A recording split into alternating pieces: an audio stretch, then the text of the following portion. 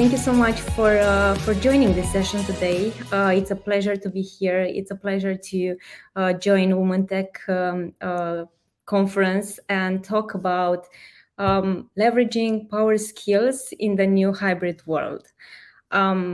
So what I would love to start with today is to tell you a little bit about myself and my motivation for this presentation today.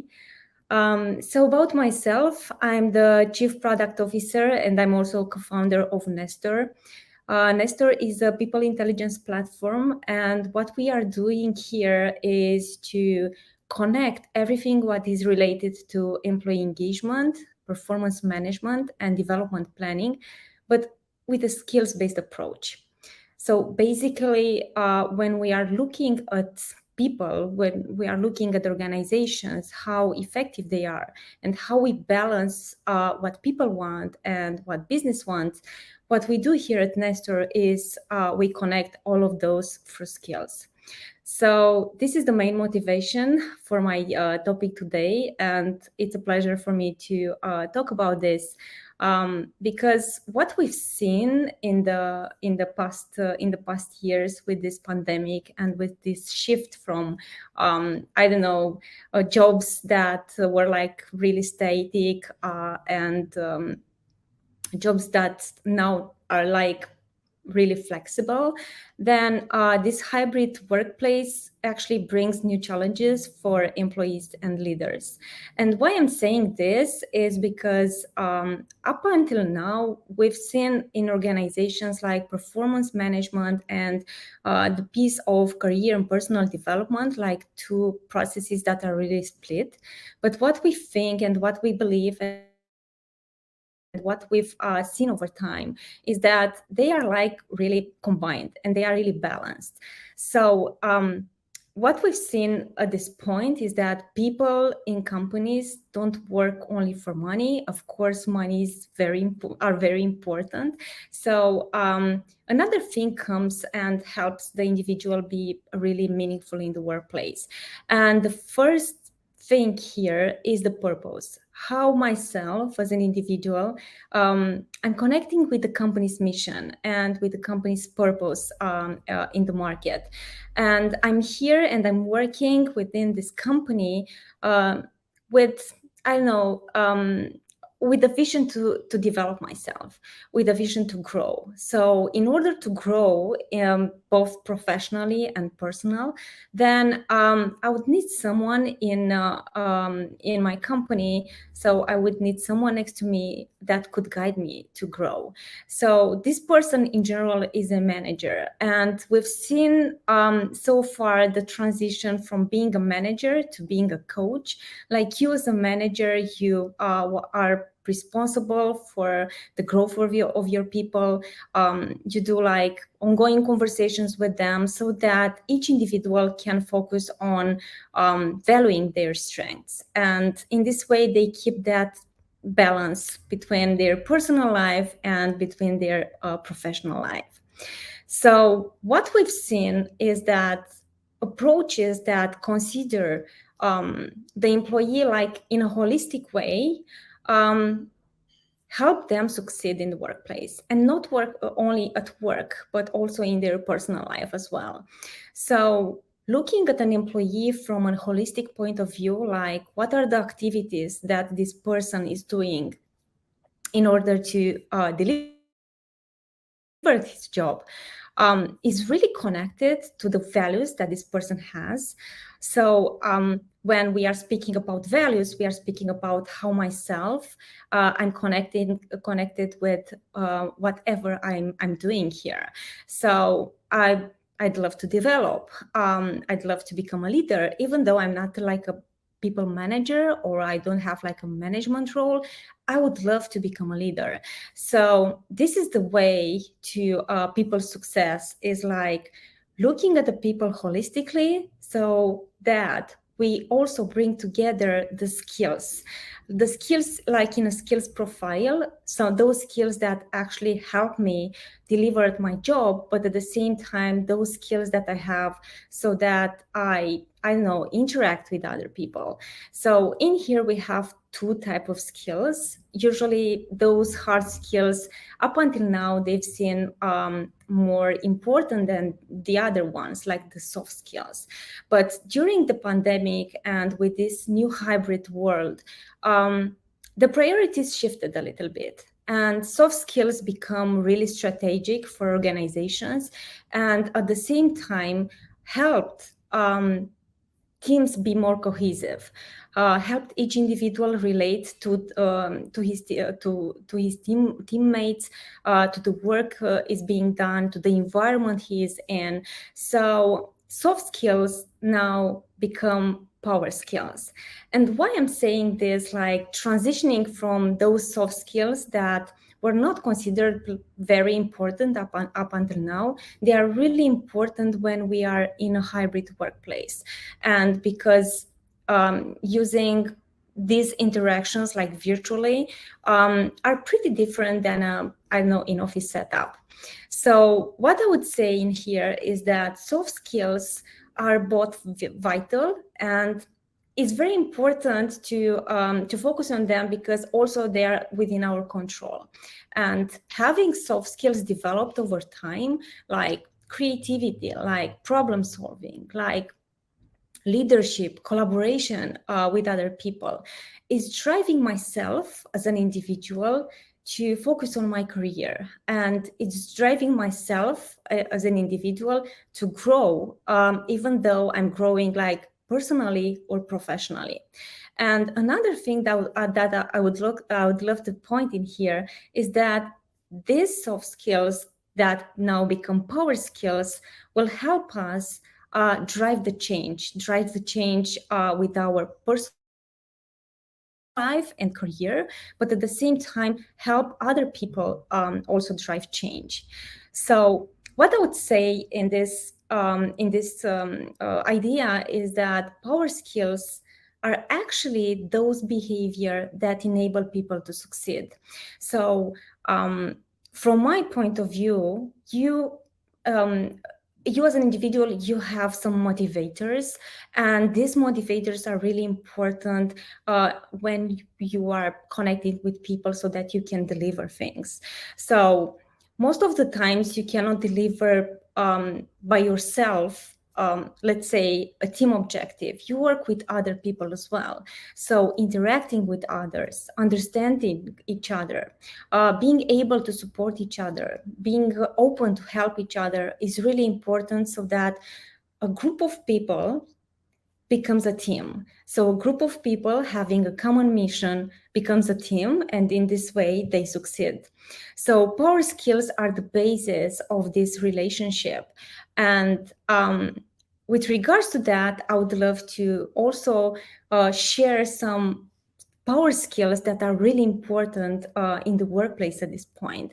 And these power skills are helping organizations gain that resilience and gain that agility that we really need at this point. And the pandemic actually demonstrated that to us. Also, this new hybrid world also demonstrated that to us. So some of the power skills that I would love to mention here is like a table that is brought from the George Persin report. So skills like optimism, flexibility, the way you build trust like integrity, how you work in a team like teamwork, happiness not only at work but also in your personal life. So these are power skills that help us succeed. And other than that is like problem solving, maybe communication, which is so important when we want to deliver within a team. And one thing that I would love to mention, and one really power skill for us as individuals, is self-management, that self-awareness, that emotional intelligence that help us understand ourselves, but at the same time helps us understand others as well. So how we can put these power skills into action? Most of the times we are thinking about power skills, or maybe those soft skills that now have this new name, cannot be measured. But actually, when we are really intentional about developing our skills and developing ourselves, then with no action there is no impact. There is no impact in our personal development, our professional development, in the work that we are doing, and in the, I don't know, things that we are delivering together with our teams. So doesn't matter if you are in the workplace just a contributor, individual contributor, or you are like a people manager, or you are I don't know, an executive. It's really important to be responsible for change. So it's important to identify what are those power skills that really drives motivation, that really drives the willingness to be involved in activities and delivering at your job. So it's important to identify those and then to measure those. So over time, you see if there is any development way. So data will help us a lot. And technology is that piece that would help us to understand what are those skills that we want to measure and what are their impact in the things that we are doing. And one thing that I would love to share with you is how we could see, or we could identify these power skills. So we at Nestor, we developed this framework, and we look at skills like from multiple points of view. Like from your point of view as an individual, what is your first purpose? What is your purpose working within an organization? And then what are those activities that you are involved in?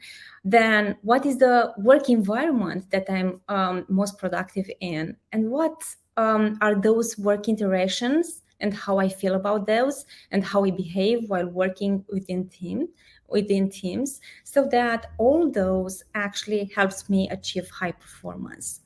And the way to identify that and gathering data is through different questions. So basically it's through feedback. From this point of view, so once you are answering to some questions, or you are answering to some of your questions, then we use technology so that you can identify what are your values, what are your power skills, so that you understand yourself and what drives you forward.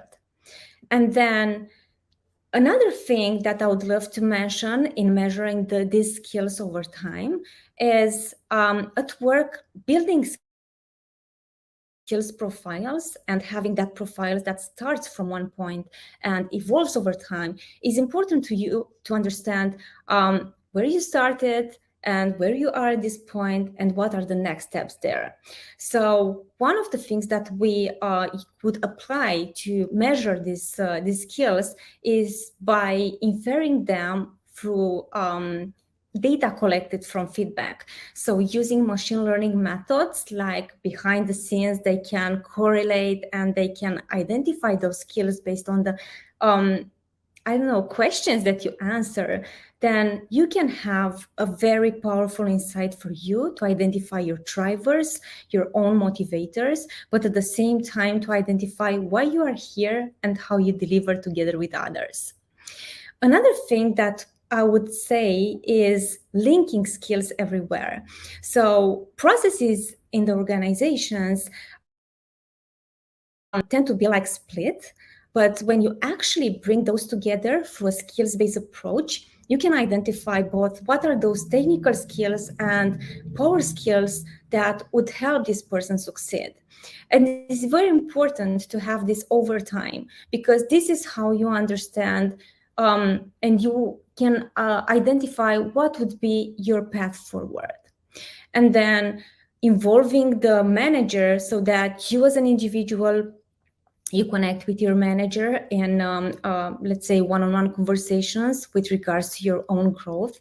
You can build like your a sort of a growth plan with actionable steps that you can take towards your development. So if leadership is something that you want to develop, then you may see what is the gap there, what is your the recommended proficiency level, so that you can see what is the step that you can take to go forward. And then these types of approach helps also managers to develop their leadership skills as well, and also their coaching skills. So this is how they engage people and help them like set and achieve individual objectives, and making that balance between what people want and what organizations want. And then using proficiency levels is also a way of establishing a common language within your team, within your organization, like understanding if let's say I'm in a role at this point, like the president of sales, let's say, and one of the skills that like communication should be like at an advanced proficiency level, and this is recommended for me, then based on the gap that I identify, I would know what next I should take in order to develop some of those skills. And then embedding skills also in 360 feedback. It's something that is really important, so that you don't have to assess those skills only from your point of view or only from the manager, from your manager's point of view, but also take in consideration all the information that is coming from your peers, from your customers. Take a moment of self-reflection, and in this way you can identify what are those power skills that would drive you, what are those strengths, what are those areas to develop. So in this way, skills assessment is really important for you to also have a path forward. Another step that we could also measure is through leadership development programs. And also there are skills assessment that will help you identify those leadership styles that you may have as a people manager. So identifying if you are like more towards a coaching style or a supporting leadership style. And based on the gaps that you have, and you identify from your team's perspective and also from your own perspective, then you will see what is the gap, you will see how you can actually adapt, and at the same time you will see what would be your next step as a manager as well. So taking actionable insights from data will really give you the information that you need, so that you will see that you are on the same page with your team. And then another thing, when measuring all these power skills, will give you an insight about how behaviors are in your team. And this taps into the team culture part. You'll have like a peak of your team culture, and you'll see how these power skills are distributed in your team or in your organization, so that you can know when you bring another person in your team, you'll see what would be that impact. So that is important to maintain a balance and keep a diversity of these power skills based also on the mission of your team. And having all this data collected from all this point of view, you will have at an organizational level a very nice dashboard with insights. And predictive analytics is one of the things that would really help you, because in this way you can understand what is the skills distribution in your company, how this tied into behaviors, how this connects with people performance, and also how balanced are skills from this point of view in your team. And then, like in a final note, what I would love to also say is that organizational culture is really a thing when we are working when we are speaking about power skills, because power skills are not just at an individual level. So multiple people working in the same team, in the same organization, it gives you a sense of your organizational culture as well. So how we behave, how we interact with others, how we inspire other people. So it's important to have a view about what are those power skills, what are the gaps, what we need to fill in, so that we become agile as an organization, and also we can drive innovation. And then we can also tap into transformative business, let's say, when we are thinking about problem solvers. So all in all, it's about how we connect emotions, desires, and people capabilities with actually business results that are usually measured through metrics and KPIs. So we have some goals at an organizational level, and this taps into the operational part. And also we have people with all the capabilities and skills involved that they want to be developed. And then when balancing those with the help of our leaders in the company, then we are able to produce that transparency. We are able to measure those skills and how they actually they actually influence one each other's, and how behavioral drivers are so important to be measured when we want to actually optimize a strategy. So looking at this part, looking at power skills, looking at business results, a final note from my point of view would be like, don't measure only what is achieved, but how is achieved. Most of the times, how things are delivered, how people behave, produce more results or more adds more impact in the organization. So it's important to measure this part, and it's important to mind the gap so that we can have actionable insights, and this would lead to actions that are implemented so that we can optimize things. So this was my talk today. It was really short from my point of view.